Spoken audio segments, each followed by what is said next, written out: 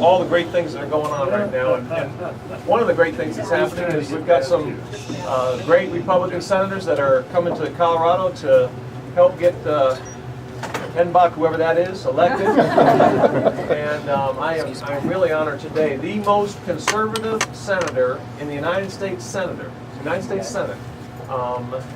We have with us today, and it is my great pleasure to introduce Senator Inhofe from Oklahoma.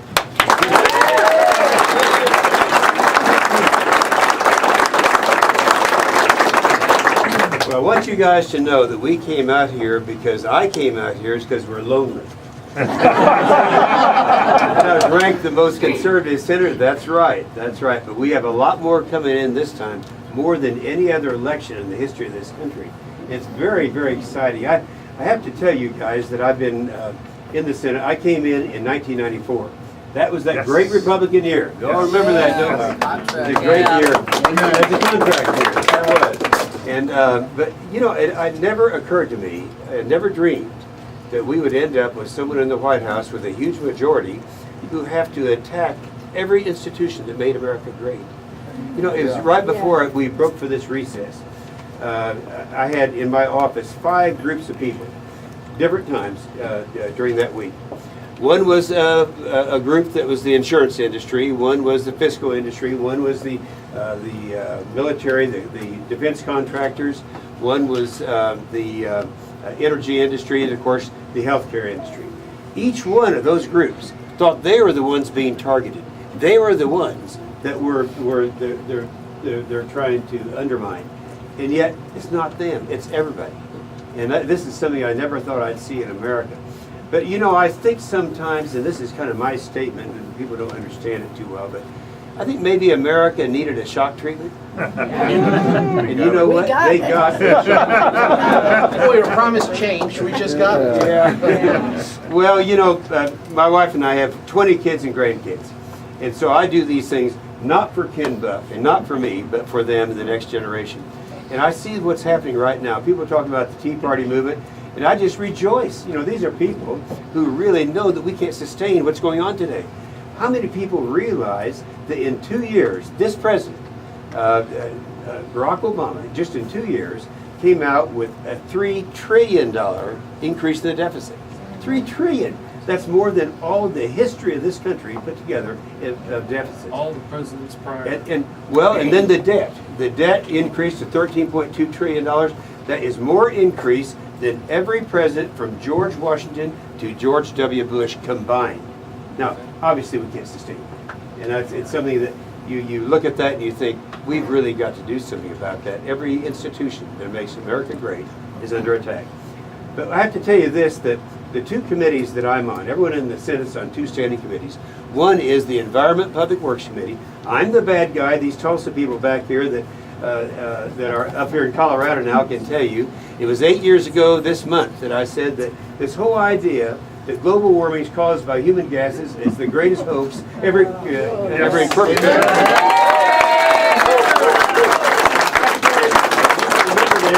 Back then, everybody hated me. But now everybody knows that that's the truth. My other committee is the Armed Services Committee. I'm going to tell you something you probably don't know. I mentioned a group earlier today. Where did we come from anyway? Greeley. Yeah, Greeley.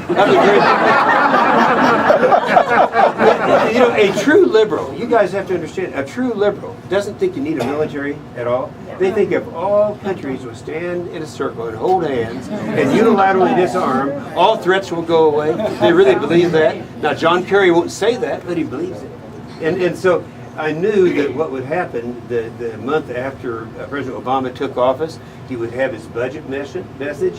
I knew he was going to disarm America. And so I positioned myself in Afghanistan with the tanks in the background and all that, knowing that I could respond to his message and the whole world, all of America would get it. And it worked. What he did in that message on the military was he did away with their only 5th generation fighter, the F-22, did away with their only lift capacity, modern, the C-17, did away with the Future Combat System, which is the first change of our ground capability in 60 years. But the worst thing he did is something you may not be aware of. That is, we had put a ground site in Poland. so that a missile that would come in, we'd be able to knock it down. Now, we have ground-based interceptors in Alaska and Southern California.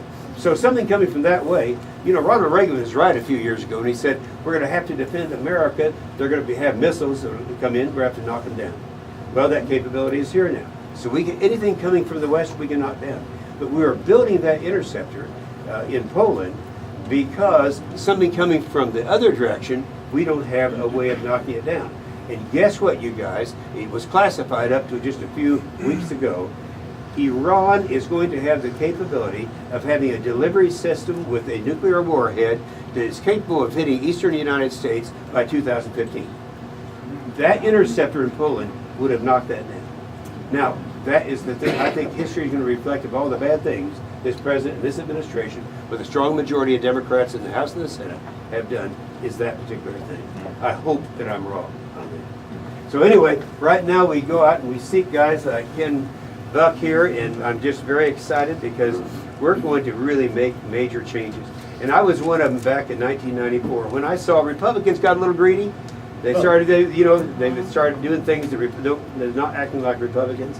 But something that's beautiful about America, and all of you have participated in this, when you go through this system of a convention system, and you send your delegates to the county convention, state convention, the national convention, the Republicans always end up the ones who are really raw-boned, American-spirited conservatives. The Democrats are way, way over here.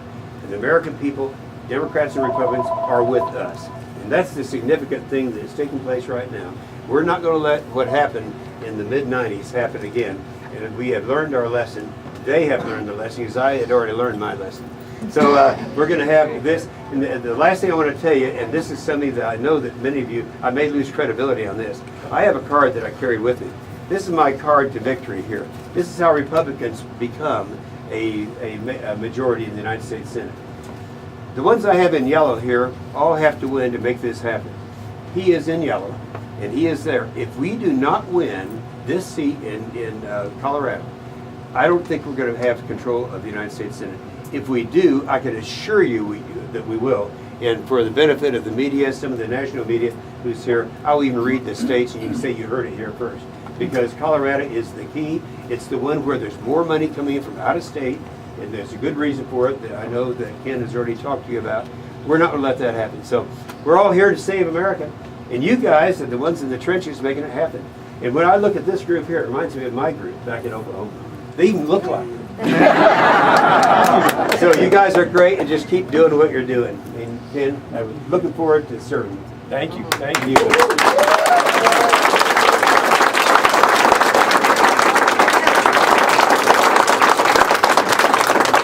And the senator meant that as a compliment. Well, what a great opportunity. Why don't we ask the senator some questions, and then we can mingle for a little while. The other thing starts in about 25 minutes. Okay, let's take 3 questions. Senator, did you hear yesterday that Nancy Pelosi made the inference that private holdings of companies is un-American? Well, that's Nancy Pelosi's America. You don't understand. You go out and people are always saying, is Nancy Pelosi going to get defeated out there? No, they're all just like her out there. And it's not surprising. You know, it took Nancy Pelosi 6 months to find out that natural gas was a fossil fuel. Now, anyone who's that slow is going to be inaccurate on other stuff. Senator, are we going to be able to get our health care back? Here's the thing you have to keep in mind. With the exception of federal judges that have been confirmed, anything that's being done, has been done, can be undone. Now that's going to be our job, is to undo. Now my area, obviously, there's not a person in this room who doesn't understand just the kind of logic that you don't get in Washington. You know, in Washington, I've said many times, I said, wait a minute, you're talking about a system of government-run health care. It didn't work in Sweden, didn't work in Denmark, didn't work in the UK, doesn't work in Canada, and why would it work here? But they don't understand that. Well, you get asked the same question about energy. If they don't want coal, they don't want gas, they don't want oil, they don't want nuclear, how do you run this machine called America? You can't do it. So that's another area. When you go back, the answer is yes. We are going to reverse these things. It's not gonna be that Drill, easy. baby, It's gonna drill. take some time. Drill, baby, drill. You're talking about someone from Oklahoma. Last question. One last, on our resources we have is just discovered little less than a year ago, the largest recoverable reserves of oil, gas, and coal anywhere in the world. We're number one in the world. But the problem is, we're the only country that does not allow ourselves politically to exploit our own resources. And so there's where the problem, it's a political problem, not an energy problem. Exactly. You work with Senator Bennett, right? What? You work with Senator Bennett, The No. Colorado Senator Bennett. Colorado Senator Was Bennett. for him? You worked with him. Oh, working. He's another senator.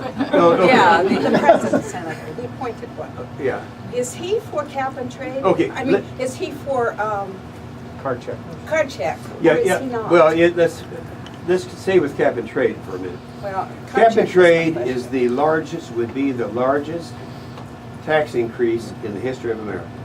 And I have to say, there's one Republican who was on the other side, and that was John McCain. And when I fought the McCain-Lieberman bill in 2003 and 2005, we won. But it wasn't easy. It was heavy lifting. Now we've won that issue. But where is your senator on that? Where's Mike Bennett on that? Mike Bennett, when it came down to an opportunity, when Rockefeller from West Virginia, where I'm going to be on Monday, working for Racy, who's going to be joining us up there too, Rockefeller had a 2-year delay in the implementation of what the EPA is trying to do in place of cap and trade, and Mike Bennett voted against it. So he's clearly on that side of the issue. I was in shock when I came into, early this morning, I came into Colorado, and we were in Denver first, and I found out all these people were asking, was he for energy or is he for energy? He was the one, look at hydraulic fracturing. You can't get into tight formations without that. He's one of them who is not supporting that effort, and so I just think energy is very, very important. Now you'd ask about card checks. There has not been a vote on card checks since he's been in there, so I can't answer. Okay. So you don't know Folks, whether it's for it or not. I can tell you he's not. Okay, folks, let's wrap up. Anybody that has to answer in a debate that I don't like the language in the House bill is unwilling to deal with the issue itself, which is the secret ballot, which he is not for. But he did and- say he was in support, that when Waxman Markey was voted on in the House, he said that was a good vote, that's a good first step. So he's for it. Okay, I'm gonna come talk to you in a second, but I'm gonna wrap up here. Folks, thank you so much. Bumper stickers, contribution envelopes, walking, calling, it's what's gonna win this race. It is what's gonna win this race. The decision is made in this room today. It's not made on November 2nd. With your help, with your shoe leather, with your telephone calls, we will win this race. It's gotta happen here. Let's not wake up on November 3rd and say, boy, I wish I had just done a little bit more. Let's not have any regrets on November 3rd. Let's leave it all on the playing field, as they say, and let's get the job done. I'm going to get my side done. Please join me in helping me get that done.